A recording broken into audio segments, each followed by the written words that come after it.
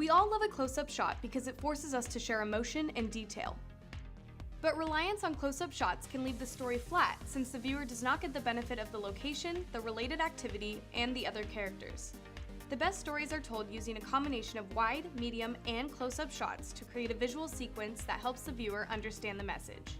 Planning a sequence of shots is an art that starts with a storyboard, so shots flow from one to another with purpose, rather than just being assembled randomly one after another. The best directors know exactly how each one of their shots during production will be tied together in the final edit. Building a sequence of shots in the early stages of your production will help your piece look more professional and allow the action to unfold smoothly. In addition to wide, medium, and close-up shots, sequencing involves consideration of angles, focal points, handheld versus tripod, camera movements such as pans and zooms, lighting, and many other things. The proper selection and sequence of shots provides a point of reference and visual continuity, allows you to compress time, highlight your point, and make the piece visually pleasing to the viewer. Let's look at the following scene of Alfred and his dogs. We start with the wide shot. This establishes the location using various angles, compositions, and focal lengths, and also shows us that we have two dogs very excited about something.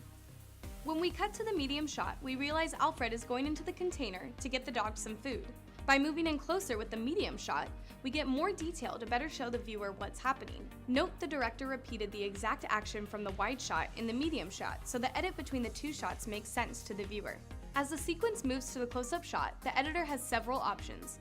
The close-up can be looking into the food container as the food is shoveled, or it can be a close-up of the faces of the dogs as they anticipate the delicious meal coming their way. Or this can be a close-up of an empty dog bowl as it's filled with tasty treats. Each close-up choice will result in a different overall feel and a different story. Is the story about the food in the container? Or is it about the dogs being hungry? In addition to selecting one close-up to use, all three can be edited together to create a smooth, seamless progression of the scene and show the action unfolding. Let's take the same scene and the same shots and build it a little differently. This time we start with the close-up of a closed container and the audience wonders, what's this? Our next shot is the close-up of the dogs. What are they waiting for? The audience wonders, as we haven't yet established this with our wide shots. We use a few more close-ups and finally the lid is sprung and the dog food is revealed. The audience finally understands the previous shots as the edit goes wide to show the dogs being fed. You select the shot sequence to tell the story in the order you desire and with the emphasis on the shots that illustrate your story. You are in control of how the audience understands and reacts to the scene. In our first example, our audience got an idea of the scene right from the start as we used the wide shot to establish the elements.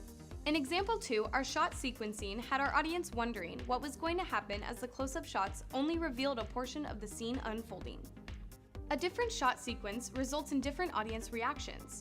Practice a few editing options with your shots and see how valuable these 3 types of shots can be when building your scene. A couple of tips when capturing these 3 types of shots. When shooting between a wide, medium, and close-up shot, be sure to change the angle each time. Go to the right or the left, or higher or lower, as you move from one to the other. If you don't change the angle, you'll cause a jump cut, which can be jarring to the viewer. When shooting between a wide, medium, and close-up shot, be sure to change the distance to your subject as you move from shot to shot. Don't just use your zoom lens to change the framing, move the camera. When shooting between a wide, medium, and close-up shot, be sure to use different compositions in each shot, like a new foreground. Here are 2 last tips for using these 3 types of shots and how they are important.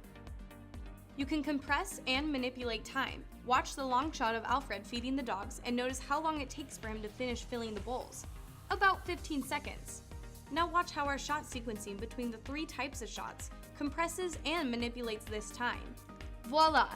Bowls filled and dogs fed in 7 seconds or less. This is essential to keep the viewer's attention and maintaining the flow of the piece. You can also minimize continuity errors. Here Alfred has his scoop in the right hand in the long shot and in his left hand in the medium shots. If we go from one shot to the other, we see the continuity error.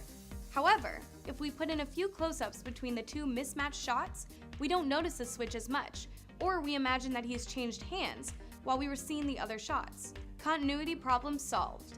Using shot sequencing with long, medium, and close-up shots, not only allows you to fix problems and manipulate time, but most importantly, it allows you to tell your story with the proper emphasis so your viewer is engaged and able to follow your story.